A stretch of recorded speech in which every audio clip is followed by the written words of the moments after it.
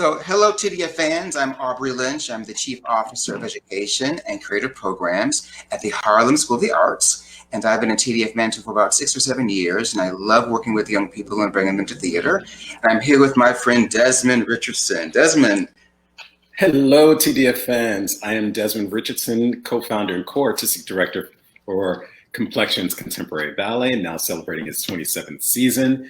And I'm also a Broadway veteran and all of those things. So yeah, it's a pleasure to be with you all here today and with my good friend, Aubrey Lynch. And we've known each other since, I think you were in the Gordy. What grade? It's junior, probably? No, it's when I was a sophomore. You were sophomore when I met you, so that was 14, 15, no, 15. You were 15. That's some years ago. We have a lot of history together. Yes. You go first, this one. How did you, I think I know the story. How did you first fall in love with dance? I first fell in love with dance by watching great performances on Channel 13. For us, it's Channel 13 here in New York. And it was the performance of Rudolf Nureyev and Margot Fontaine. And he was dancing, they were dancing, Le Corsaire. And I don't know, the bug hit me. I knew I had to do that, like some sort of classical dance. And because I had a background in hip hop and things like that, but I truly wanted to learn the art of ballet from watching that. And I guess I must have been a junior at my high school. And I was asked to enter this dance contest by my best friend, Carol Soma. And I had never really danced before, and we won first place. And I went from being the nerd in the class, hiding in the back, afraid of everyone, one black kid in a sea of white people, to popular in a day, and more than just being popular, not about my ego, I felt beautiful. I felt like power, beautiful, like I was worried that suddenly I belonged. So that's when the dance finds you. The dance not only found me, it found my true self and my true language, right? And so from that point on, I have been a mover, and I'm so happy that little fluke contest in Woodruff, Michigan brought me to New York City and all over the world. Well, I think that's really important what you said about being and feeling, present. Right? Because when we're present in that space, dance actually really helped me with that, because I think that I was not extrovert or introvert. I was happy-go-lucky, but it gave me a purpose and a very clear understanding of what I wanted to do, because that was my light bulb moment. I knew for sure I had to dance. Same here. And I think that for a lot of kids, especially Black and brown kids, the arts are an anchor, an arrow, a lighthouse, a guide. It really kind of sets you up for success in a way that academics don't always do that, right? Because you own yourself and your voice. And I think it's so powerful to have arts as part of our education, an essential part, not something that's extracurricular, like it's after school, right? I say the arts aren't extracurricular, they're extra essential, right? They have to do them, like breathe air, drink water. If you're not getting your fill of poetry, music, song, and dance, you are not a full human being, especially as kids. Well, especially that we are I guess in every culture, there is art all around you, from the chair you're sitting in, from the cup that you drink out of, from all of those things are super important. I think I'm so glad to have had parentage that was telling me about that. Like art is around you. Look around. Like the way you pick up that fork, someone took the time to really bend that and, beautiful. And make it beautiful, and it's their art, and appreciate that, and art is around you. So how you're going to, or how you've been called to offer over to that artistic experience is important. You both started out with Alvin Ailey, American Dance Theater, and knew the late choreographer, Alvin Ailey. What are your fondest recollections of working with him? Alvin Ailey. Go ahead, Desmond. My fondest recollections of working with Alvin Ailey, well, one, meeting him when I was 15 years old and just being in awe of his presence and being there at the school, and him telling me that you have a future here. I didn't know. I said, okay. And that he wanted to see me work hard and things like that. And then to have the opportunity to audition for the company, I think like 3 times. Then I got in on the third one. Because I was 19, way right? too young. I was turning 18. Yeah, you were 17. I remember that. You were young. But see, in the school, we had the audition. That was part of the thing, right? So, Yeah, you did, yeah. so that you have that information to know how to audition. But I didn't take it as such. I was like, if I get in at 16, I'm gonna like kill it. So, but upon getting into the company and working with Alvin Ailey, that was pretty profound. I mean, from the images that he was speaking, because it wasn't about technical terms, really. He wasn't about technique so much.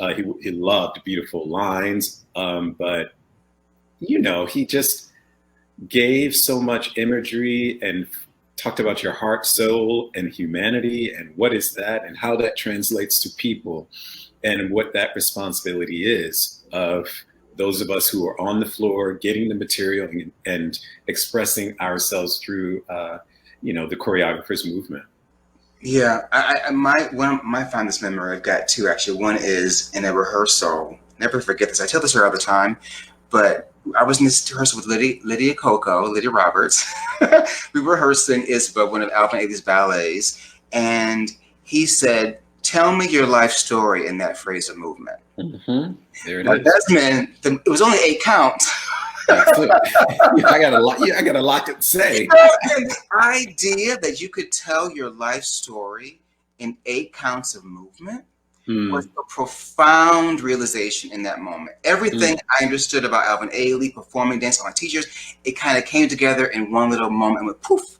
And from that point on, I understood the critical importance of narrative. And every choreographer director has a way to tell the story, but the narrative and knowing what you're talking about, why you're saying what you're saying, who the dancers are before the stage, where they're going in the space, and why, who are they dancing for and about and to. That has changed my life. And every class that I teach or curriculum that I structure has a bit of that, the importance of narrative, and that you can tell your life story in a piece of art. Go ahead, sir. No, absolutely. I think that we both know that for sure, because we had to do that. There was no gray area every day, and it was expected of you to understand what that is and to show up, which we did. And I love that part where we could look right and left and say, "You got it, let's go." That's the way it was, and I love that part. And so, like you, when we're teaching now that we have this opportunity to pay it forward to the next generations, it's really lovely to give that over to them, because I don't know if it wasn't by happenstance that it just happened. It was just that it was this particular collective that was happening at that time, where we had particular mentors in front of us, i.e.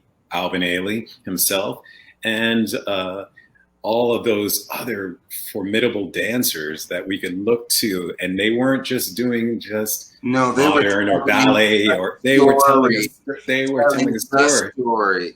Well, here's the thought: is like, I remember Alvin saying to us, I should be able to know, just like you said, I should be able to be riveted by you when you walk out on stage. Not that you dance that on stage and now you're all sweaty and you're all doing it. How are you walking to the stage? The audience should pull up and forward. You tell them how you walk on, how you appear. I'm about to figure this out. That's right. And when you do that, that makes such a big difference. As he always talked about, transporting the audiences, because everybody has a story. People who are watching us want to be moved by the story that we're trying to tell, or to be real, relatable, in your moment, and honest. So Yeah. Yeah, and I don't know who said this or if Alvin said this, but someone told me that he said or someone said about him, and this whole idea you're talking about, that a dancer should be able to stand in a pool of light and captivate an audience before moving a muscle. That's it. That's if you can do That's that, it. that was the doorway into his company. It's a That's right. technique, the torso modern dancer, legs for ballet dancer, but you had to stand there and be who you are and tell the audience all of that in a moment. Mm-hmm. And what was extraordinary about our time is that we danced with people like that. We danced, we had people to look up to like that. Yeah. And for the viewers, Desmond, he's always been amazing. But at 15, 16, he was amazing. And we've been friends, so there was never, ever any competition between the two of us. But I was always so happy to dance with you. And there's one night, Likewise. somebody forgot that or somebody was injured or got sick, and I had to do scherzo with you. I said, "Oh my God, it's a duet." Desmond got the leggy long guy, and I'm the jump turner tour guy. And I said, "I'm going to dance at City Center next to my best friend, but the star, Desmond Richardson." I said, "I got these legs up, I'm stretching, the turning, and practicing." And I remember there was a moment where you look back at attitude and look back. And we were like, "Yay!" Yes, that was awesome, isn't it? Awesome. It was so awesome because I think that we were like, finally we get a chance to do something together. We were doing things together, but finally we get to do this particular dance together. And we knew how we both wanted to do it. And it was interesting because we didn't have to talk about it. We just knew the music is on. It's time to get in there and go and hit it. As we always say, it's just that, and being elated by that sort of energy that we're giving over to the people so that they can be like, "Oh my God, did that really just happen to us?" Yes, it did. Well, next there was a question up there. Let's ask. Okay. You've worked on multiple pieces together. What are your most memorable collaborations? Oh. I want to say this story, Desmond. Mm-hmm. We used to talk when we were on tour about Dwight came. You pulled me aside on tour somewhere. I think it was France, and you said we want to start a dance company. Mm-hmm. Right. And the first conversations about what's going to be called at the time DR Squared. That's right. Right. And you took me into a dance studio and began working on this incredible movement. Mm-hmm. And you would try this movement with other dancers to kind of figure out the language, and that became the language of complex and Desmond. That is my favorite time working with you, to know that little combination. I wish I could remember. I remember the studio. Right. It was the birth of this beautiful company of yours, Complexions. 27 years later, here we are, and it's just incredible. Isn't that something? Absolutely. You took me back, because now I remember that in detail, that when Dwight and I were talking about just putting something together and putting all these amalgam of people together that we were accustomed to seeing in our world, in the industry in New York. And why are they not together? And why aren't these particular forms together? What is going on? Why is all this separation? And here we are, we're all trained well, classically, modern, everything in between.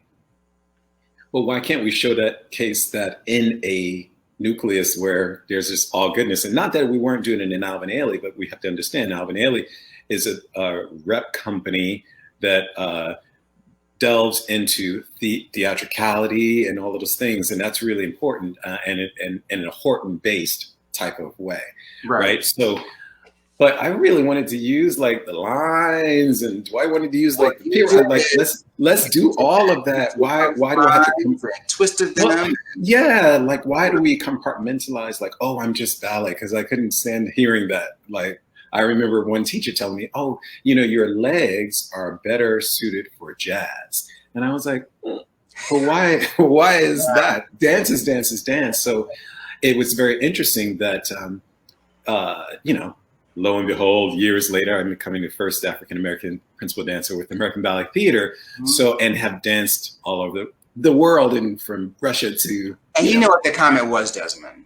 Yes, that was they didn't want to do ballet, and I'm sick of that. But it's kind of woven into our culture and our systemic our system. And you broke every rule, and Dwight broke every rule, and I love it. Every time I see you, you're breaking the rules. I love it. Well, in case in point is when we were starting to do this material, Dwight had said, I really want to showcase dancers with beautiful line, heart, humanity, and soul, obviously where we come from, and showcasing that and not being afraid to do that, like, and not be a thing like it had been with, as we said, with dancers of color, Black and brown people, and why, oh, they have line. Well, why is that a thing? If we're dancing, we're learning the craft. So just like anything else, you would learn those mathematics, you would get the information that you need. So just like with dance, we're going to do the tendus and do all of those things.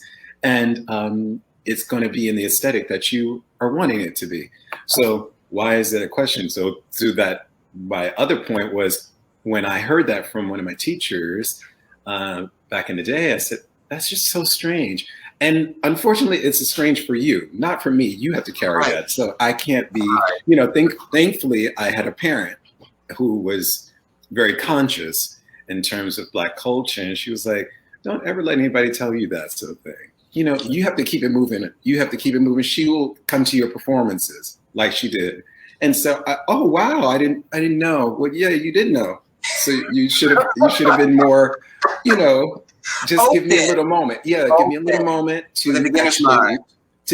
learn the technique, so I could come through that. Because, as you very well know, I started in my freshman year at high school. You were late starter.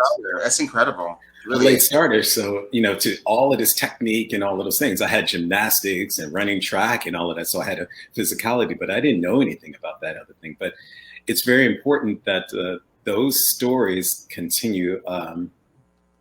That I would say stories that they reside within us, and I'm so excited to give that back to those whom which we come into contact with. The other collaboration, really quickly, that I love and miss and celebrate in my mind all the time is Cinnamon. Oh, when me, you, and Dwight performed Cinnamon from Alvin Ailey's Revelations. It's a signature ballet for those that don't know. It's one of the most seen ballets in the world ever in history. And it's been around since 1960. And there's a section called Cinnamon where we're running from Armageddon, the devil, the end of days. And there's a long, lean, beautiful, long guy. There's kind of a, what's the second one? I guess the second one would be the jetés, look with the jeté, and then the short turning board, which I was. And Desmond and I did this all over the world for years together. And it was the most memorable. The three of us. We couldn't wait. We couldn't wait. That's such a beautiful feeling. And you took me there because I too remember, a time when we did it in Paris. And I remember a time when we did it at the Châtelet, Galeries Lafayette. Yes. And that stage was huge, and we couldn't wait to tear it up because we just knew we needed that space anyways. Right. So it was so nice to get it done. And I remember Grace Jones being there that day. Yes, I remember. And she was like, oh, this is unbelievable. You were fantastic. I just had to come back and say something to you all. And that to me, you just don't know who you touch, right? You never know. And it's great that we've had this opportunity to touch so many different people, but also to radiate that energy amongst ourselves on stage. Yeah. Okay, next question. On Broadway. Okay, you both performed on Broadway and with illustrious dance companies. What's the biggest difference between dance and theater audiences? The biggest difference between Broadway and theater audiences, I don't see that difference. Maybe the Broadway theater is a little bit more calm. I think. Yeah, that's an interesting question because you're right. I was gonna say off the bat, I said there is difference, but maybe I think it depends on your perspective, right? If you are having sat and I was the associate producer for the Lion King for many years, and the audiences, all over the world are slightly different, but ultimately, all audiences are coming to see themselves on stage. Basically. Whether that's on dance and a concert with Beyonce or Lion King or Complexions, you're coming to be removed from your miserable boring life, right? To live in fantasy land, and you suspend your disbelief, right? It's an elephant up there, but it looks, it's you know you told it's an elephant. It's an elephant. It's you can't see some of the concept that Dwight, these genius concepts that Dwight creates, but you feel those concepts, right? And I think that that's what audiences have in common. I think that Broadway is probably much more touristy, and they kind of pop in and pop out, and they're looking for all the sparkle and glam. And a complexions audience will be coming to see a very specific art form. Maybe that'd be my only thing. What do you think? Yeah, I agree with you. Because our audiences can be very vocal, just like Broadway audiences. They are vocal. They are very vocal, and rightfully so, because we're not afraid to at Complexions to entertain like that. We do believe in show and business and all of in between. Like, that's important to us because actually we come from that, right? Being at the Alvin Ailey, being within the Alvin Ailey company, and I just think that being on Broadway, we were actually groomed for that. So storytellers. Being a storyteller, being able to come into a role, as you said, come into a role and really ace it, like the audience with you right away. So when we're giving a song, when we have the opportunity to be given a song or a monologue, you're able to deliver it, even beyond the step, because that's your art is transferable, and it's that reaches out to the people. And like you said, people are coming to be transported. So that's whether that's on the concert stage or whether that's on the Broadway stage. It's very important for us to complete that ideas for them. Desmond, you co-founded Complexions Contemporary Ballet in 1994. What inspired you to start your own troupe? What inspired us myself and Dwight Roden to start Complexions Contemporary Ballet was actually an idea he brought to me. He said, it would be so great that our differences can be matched in dance. And I was like, okay, well, what does that mean for you? In the conversation that we were talking about, and he said, I just see, I'm long, I'm lanky, I have all of this, and you're a powerful, very athletic, and have all of these particular styles that you can do. It'd be great to get to find others who are like-minded in that, and to put it all together, and and share it. And if it doesn't work, it doesn't work. We'll see. But let's try to figure this out. And thus, he started to create material on me, on you, on so many different people that we know. And it just blossomed because we also, too, I think we saw Dwight's gift and genius, that there is something else that he has that he just knows. He's got a thing. He's connected out there somewhere. He's really there's something that's connected that he understands about movement and people, that it looks different on people. That was very interesting to me because he actually really helped me to sort of morph and switch my technical prowess, being forceful and powerful, like sometimes being vulnerable, and just, which I had that in me, but I think being in the Ailey company and also to having to produce every night, like the same 10 of us had to do a lot. It kind of, that sort of susceptibility to the moment was there, but I was more so like, I have this responsibility. We have to get this done. I have to do these 4 ballets tonight, you know? And then with Dwight, he was like, well, how do you feel while you're doing it? You got to make some decisions as to what you're doing, how long you're doing it, pauses, and what are you saying? And maybe my naivete as a young dancer, I didn't really look at it like that in the Alvin Ailey company, but with Complexions I did. And so it was a great starting point for me to Desmond, and I love research. The original concept when you were first talking about it. It was complexions, dance, and every hue. And it didn't mean skin color. Of course, he meant skin color, yes, but he also meant the different shapes and sizes, styles, and textures of dance all in one company. And that was a beautiful idea that he still pushes for today.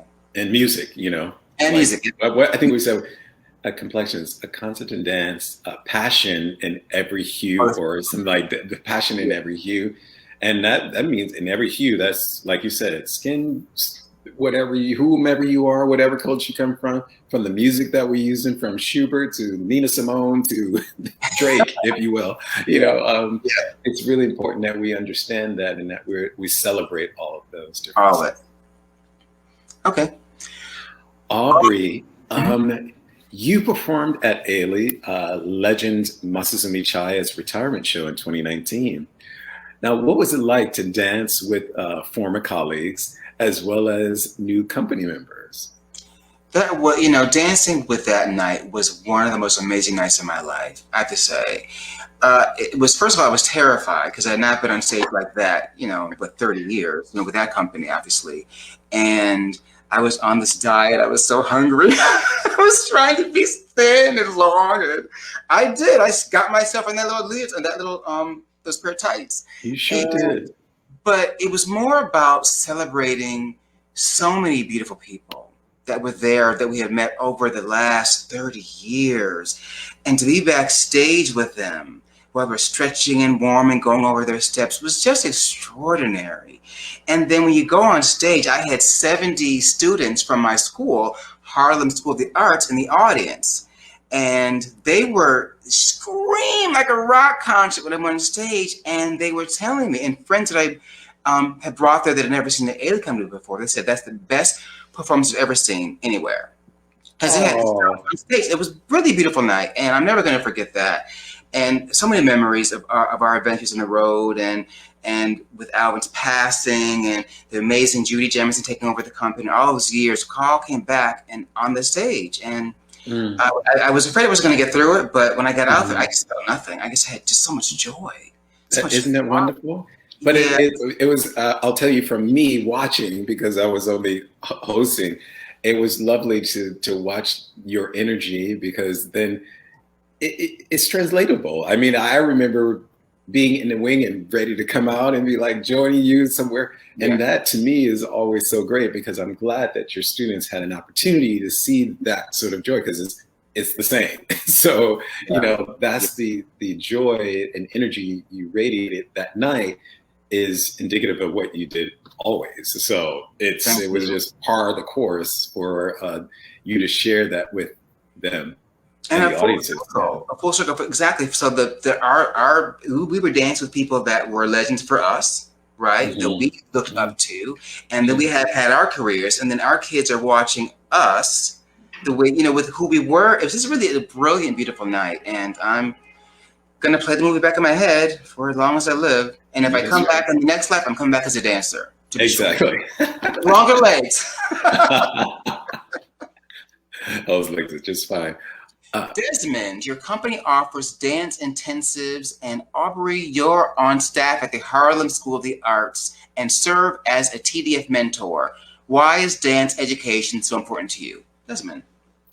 Dance education is important to me for a couple of reasons.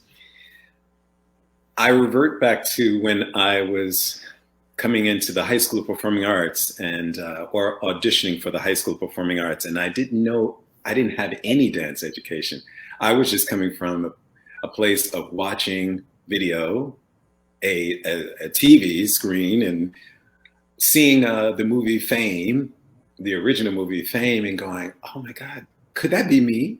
You know, and thus having the opportunity to actually come to the School of the Performing Arts and have similar teachers that were in the movie Fame teaching me and passing on this information from Graham to jazz to Lester Horton to Vagonova techniques to Cicchetti technique. I was like, it was just a plethora of information.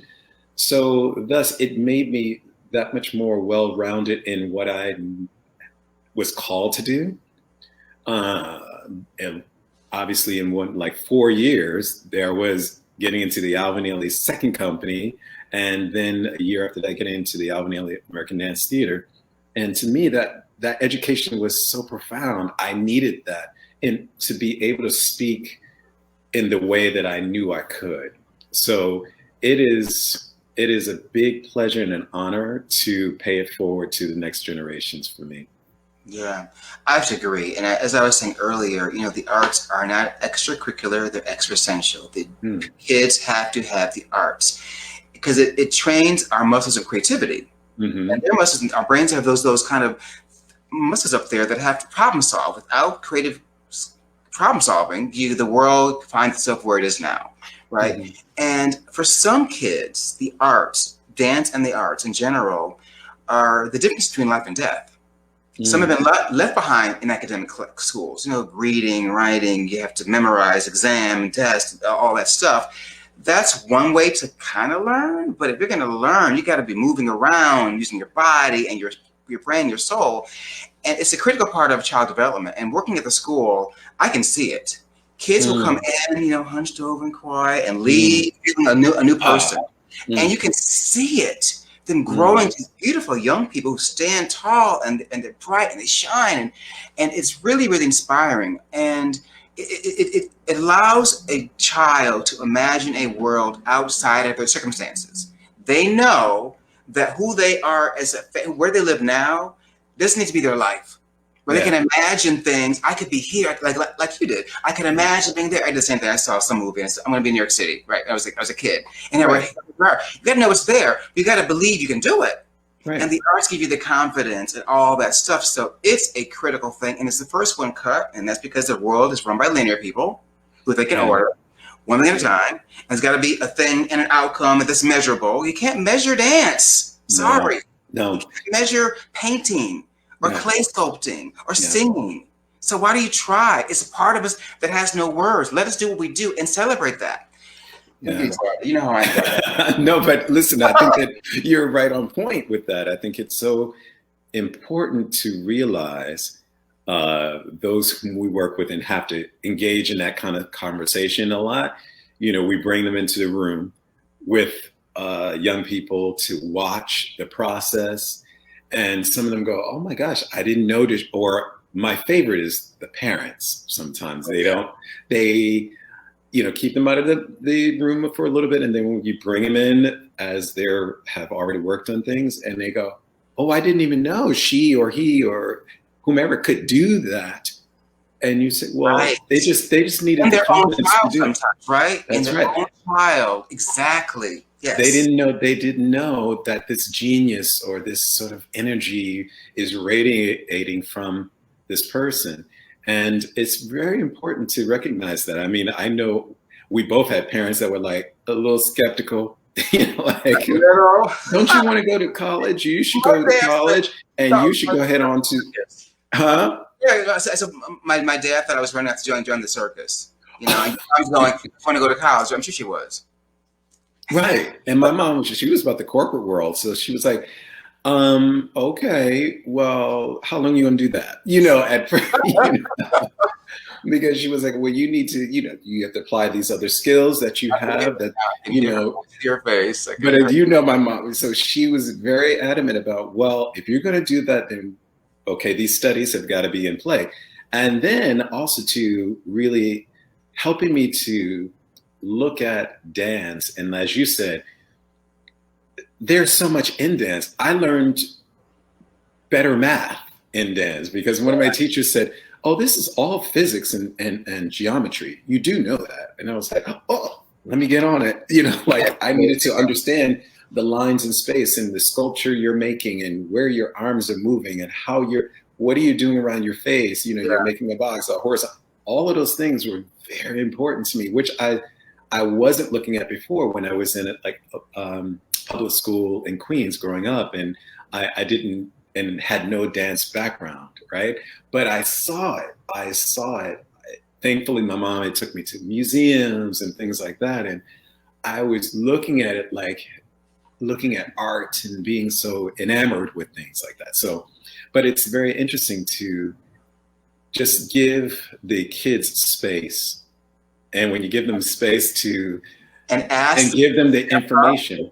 And ask them to rise, they always do. I think the standard of young people, especially young Black and brown people, is too low.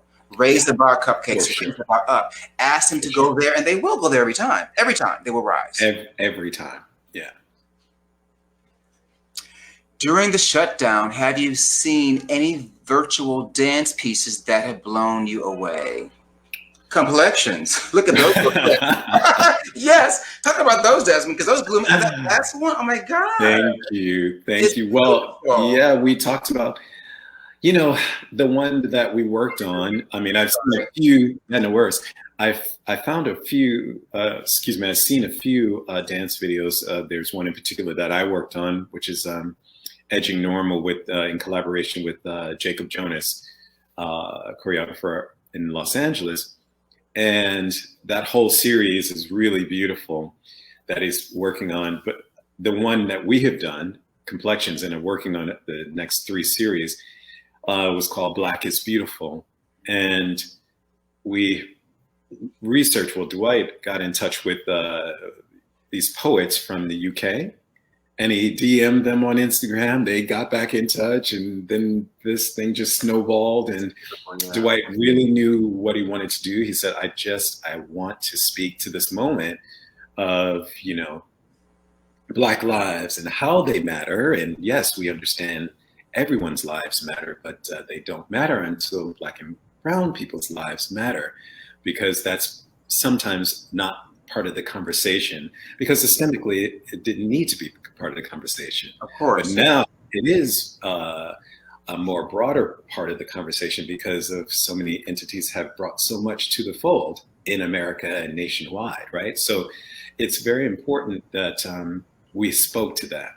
And in particular to the dancers that are in our company that are Black and brown people, Right. and from different descents, mixed race, all those things, Jamaican, German, it's important to speak that, to that. And so that was really profound. And we've gotten so many people who have written in and who have keep sending us stuff like, oh, this is on repeat. I got to see it again. And where can they, Desmond? Are they still, where can the audience see them, go to see them? It's on YouTube at Complexions official YouTube channel. It's down at the moment, but we're gonna put it back on soon. Yeah.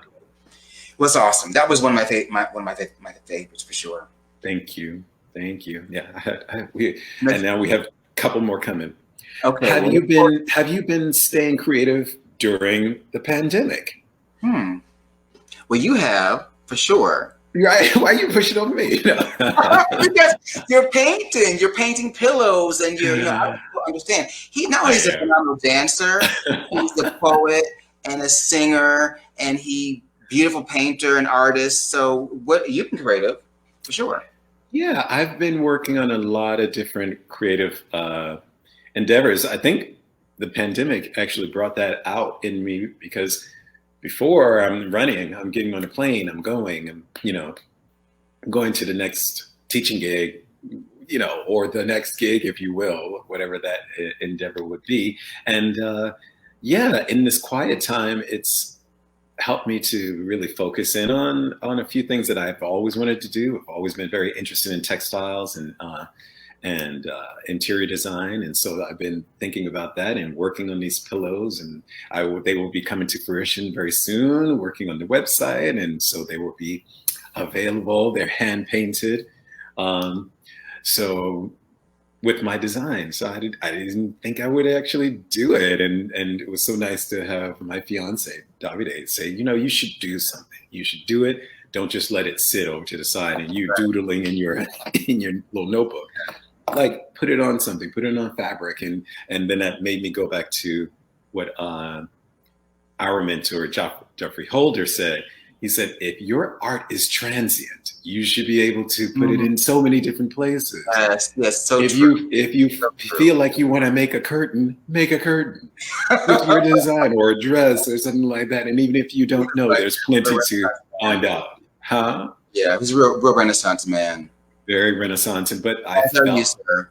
Yeah, well, thank you, and you too. There's so many talents that Mr. Lynch has. On this thing, I have to say, I have not taken, in transparency, I have not taken great care of myself. I've been so worried about the school, keeping the school, trying to figure out how to get all these kids trained online at home, on Zoom with the links and everything. And our team works very, very hard to do that. And I kind of let that take over, and I think I was actually avoiding the reality that I was in this pandemic, and there's a the social uprising, and it kind of, for everyone, I think it's highlighted whatever's going south in your life is going to go south more. It exacerbates whether it's good stuff or bad stuff. It all goes to the nth degree, and that's kind of what happened to me. And I didn't take time to really be creative at first. And I said to myself, okay, you may not have told you, I've been writing a book for years. And so I told myself, you're not coming out of this pandemic with a finished book proposal, right? So thankfully, I do have a proposal. It's almost finished. Yay. And I hope my goal is to have a book deal in the next 2 or 3 years. So that's a vow I made, that I will have a proud proposal ready to go by the time things go back to normal. And I've been given more time because we're not going to be back to normal for a long time. Right. But the point is, I tried to put all of the stuff we're talking about onto paper, at least on virtual paper, and writing about life. And it's based on the premise, it's called A Walk with Lions. And it's based on the premise that if you run from lions, they will catch you. If you fight them, they will devour you. We would do far better to walk with them. And lions are anything you see them to be. Life circumstances, mentors, love, hate, racism, failure, the things we cannot change. You must walk with them. You can't fight the economy. You can't fight the pandemic. You got to walk with it or be destroyed by it. That's what the book is. And I'm sure we both had times in our lives where we've been forced to walk with something we didn't want to walk with, but it wasn't going to go anywhere. Right. But it's also going to teach us something too. And exactly. You're going to learn. Stronger. That's right. I think that I'm so glad to hear you say that you're working on it, because as we very well know, as roommates, years and years ago, you said, I would love to do that. So I'm so glad to hear you say that it's coming 30 years later. It took me 30 years. But that's that thing. Like it comes when it comes, right? And you can push it only to a certain place, but if you're not in sync in your heart and soul, it's not going to come. It'll come because you're astute enough to write. But if it's not with purpose yet, because also too these years you needed to infuse it with information and reality. Oh, yeah. So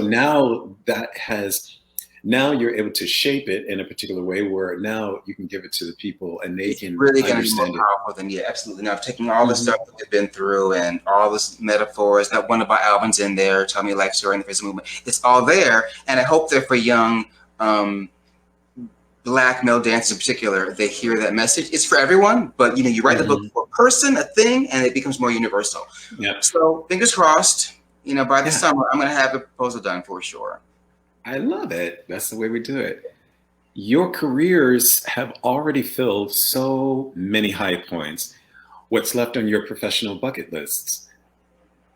Well, on mine, I'd always leave that to what I haven't done or what hasn't come my way. I really don't think about it like that. Like, I had certain little bucket list things, like traveling, dancing in particular theaters when that was like my prime focus. I want to dance at the Bolshoi. I want to dance at the Mariinsky Theater. I wanted to, and those things came to fruition because I spoke them into existence. How they say, the universe conspires for things to happen when they're supposed to. Yep. And if you speak it into existence, that's the laws of attraction. It will manifest, and it may manifest quicker than you think. So I tend to now just put things out that I feel like if there's something that I want to do, like these pillows and interior design and all of that, that's going to come. And it's actually already coming, and I'm already in line with it because of the timing and of this particular time.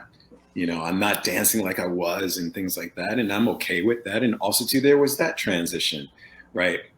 Coming off the stage like that and then having to really understand now in my maturity, what is that for me now? And who are you? Like, what are you doing with your life? So that's important. But I'm looking forward to the things that have left to be done, the mountains left to be climbed. There it goes. Sometimes I've got to say, when you have so much success at a young age like we did, because by age 20, 21, we were like at the top, right? And once you have been to the top of that mountain, it is hard to kind of recreate that. So if you're caring and you're conscious and aware, you don't try to do that, right? Yeah. Nothing to feel like that day Alvin said to me, I am inviting you into the company, right? That was the most beautiful moment of my life, followed by when I danced 30 years later, last year for Monsters and Michaya, right? Yeah. So sometimes what comes next is more of a feeling or an idea. And I remember being in the Lion King, and I was doing a workshop in South Africa at the Oprah Winfrey Leadership Academy, right? And I was doing it, was a big, huge screen behind me, all the Lion King slides, and talking about the puppets and this and the other. And it was for the Oprah Winfrey Leadership Academy. These ladies were there, watching, the students were there. And as I was preparing for the speech or the presentation, Oprah shows up. Wow. I thought she was going to be there, and Gail and the dog. So I'm going, oh my God, I'm going to do a presentation in front of the Queen of Talk. Aubrey, can't stutter, gotta get it together. Right? Pick it out. But what happened was I found myself in this space.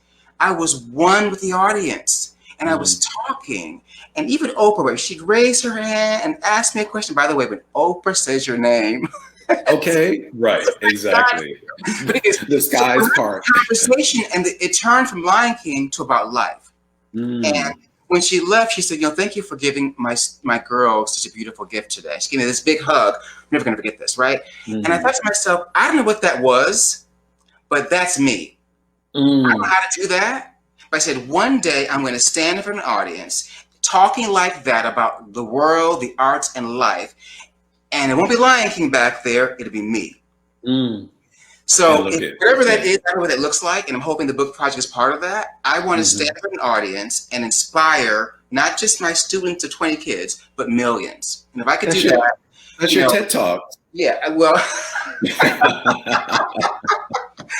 I don't know, I'm going to need more than 30 seconds. But right, exactly. But true, there are a lot of ways you can tell that story. And it may not manifest in terms of talking, but for me, because I always stutter and talk fast, and I was always insecure about my voice, to be able to talk to an audience and use my voice the way I use my body is really the holy grail of achievement for me. That's my own personal thing. I love it. I love that. Last question. Over the past year, the movement to address systemic racism in the arts has intensified. What changes would you like to see in the dance world? Wow, that's a big question. That's a big question. The changes that I would like to see in the dance world is just more visibility of, representation of Black and brown people and all peoples, really. I think it's important. I understand, in particular, I'm speaking about the classicism, because I've been in those worlds. And I noticed, like, I was asked to do the peasant in Giselle. And I was like, well, why are you asking me? I'm a principal dancer, and actually the principal dancers weren't doing that. So why are you asking me? And I'm being told, oh, well, this is it's more suited for you. Well, no, I'm a principal dancer. The lead would be more suited for me. So, Mind you, just those little things, that we have to endure on a lot of occasions. And I don't think many people understand that we've all had to deal with it, right? And it's not all over the world, for sure. It's extremely popular and just over the top in America, because you and I know we've had the ability to travel around the world. It's different. And it's a big difference than your skin tone is actually celebrated and not looked at as in America, it's like a thing. It's like, oh, and we're leading with, oh, you're a Black dancer, or you are Irish. Oh, you're pretty cute for a Black guy, or you're good dancing for a Black guy, or you're very articulate for a Black guy. Like, what? It's not a compliment. It's not a compliment. And so in our system, in our language, our culture, the music, and the movies, is so part of everything that we do. Yeah, it's gonna be hard all the way around.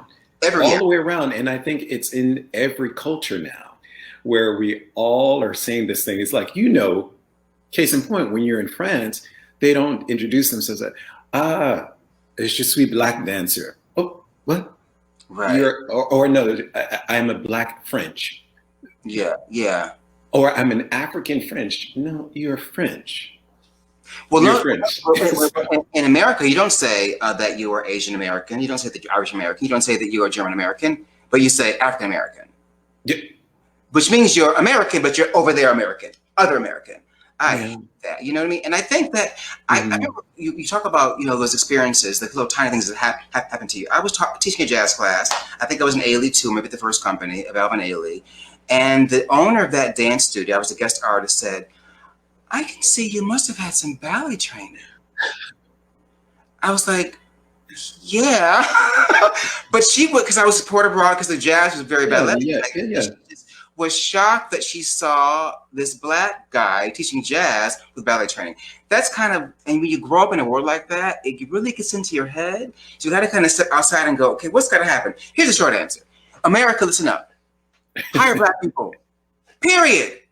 If you have a dance company, hire black dancers. Yeah. Period. Yeah. And then it's over. And right? just show up. And that's it. That's it. Break the mold. I dare you, artistic directors of the world, dance companies in particular, hire black people. And it's over. Done. Then kids see themselves and they come to your school. If you don't hire them, there's no beacon. Yeah. There's no beacon. So it's really incumbent upon choreographers, directors, artistic directors to go outside of your view. You might think it's wide, but if your dancers are all white, it's not very wide at all. It's not. Open up and be open to a new idea and challenge yourself to go, I know this is what it was. What could it be now? And invent something new. I don't know why they don't do that. It's always perplexed me that the answer is that simple. I know we're not going to change racism today, but one thing you can physically do is hire people of a variety of colors. Well, I think that, and you're so right with what you just said. And I look to those people like Alvin Ailey, like George Balanchine even, that certain people just think that he was about homogenization. It wasn't actually that. He was looking at Maria Tallchief and Arthur Mitchell and so on and so forth, all these differences to bring something to the fold that we understand and people could relate to. You come to see yourself on stage. That's very, very important. And I continue to speak to that in a number of symposiums, is to just make sure you're hiring. When they come to you, make sure you're hiring that Mexican dancer, make sure you're hiring that Asian dancer, make sure you're hiring the black dancer. Yeah, and it's not only about hiring, because I make it sound very simple. It's actually, that part's simple. The hard part is looking in the mirror and reflecting. What about me is stopping me from using my power to integrate, to diversify, to equalize, right? What can I do? What am I not doing? And what's stopping me? And if you can answer that question, that's the beginning of healing. A lot of people can't even ask the question and don't know the question needs to be asked. That's the problem. America needs a reckoning. Well, I would say to this, I just watched this beautiful film, United States versus Billie Holiday, by Lee Daniels. Many friends are in there, and I was just like, there's a lot of people don't know her story. We know her as an amazing singer, and she was an alcoholic. It's so much, and a drug user, so much broader in that, where she had the United States trying to impede her process of just singing the song Strange Fruit, So the story actually revolves around that. And I'm saying that for this reason. Systemically in this country, there is this whole back issue of information of these people and powers that be trying to stop people from going and growing and doing. But it's like my mother said, if in teaching us, my brothers and I, she was like, you have to learn history. If you need to remember that the people that were brought here were not considered human beings. So you were considered like, oh, here's a candle. Let me get a fork over there. Oh, there's a plate. And let me get one of them. They'll cook and clean and do all the stuff like that. 1/3 a person in the Constitution. Exactly. So the idea, behind the 14th Amendment. So, people need to understand those things, like, what is that? So to have that information in one's brain, who has grown up like that, who have benefited from the system, why would they see anything else? It takes a moment. And I feel for a lot of my Caucasian friends, if you will, because we have a lot of conversations, and they're like, I didn't even know that. I was not told that stuff. But why would you know it? The system is built for you. So it's not necessary for you to know it. But now, as we're saying in this particular reckoning, all this information has been there all along. And the sheer fact that Billie Holiday is singing the song Strange Fruit, charging, why the lynchings were continuing to happen in the South and all over, and why it's still not, amended, is an issue. And you have the FBI on her and the things like that. So as an analogy, we're just looking at that. That is an incredible story right there. That it's an example yet to be told. There are so many stories like that, and I feel now that I am, older, looking back and working with kids every day, I feel robbed that there are stories of African Americans that I never knew. Fantastic stories. There are stories of Native Americans that I never knew. So they told one side of the story, and there were 20. 50, a million. And what makes America America is the richness. So even though it may have been built literally on black and white, and privilege and all those horrible things we know, it's time for us to say, well, that's how we got here. We can go forward by telling all those stories, because they're all beautiful, and they all are part of the beautiful fabric of America, the fabric of dance, the fabric of the arts. And I, again, challenge directors, choreographers, writers, write these stories. I dare you. They've never been told, and they deserve to come back to life and be a part of the history and the continuum of our time. It's time. It's time. It's time. And actually, what a beautiful time to tell it in, because the younger people, from what I see, that are coming up behind us, they are ready to hear, they're ready to listen, and they're ready to see how they can implement what their feelings are about moving on and just being who you are within your skin, and actually that being relatable to, the masses. Yeah, and like you, I have a lot of white friends as well, and I don't blame them. No, like you and I, they woke up one day with white skin and had one trajectory.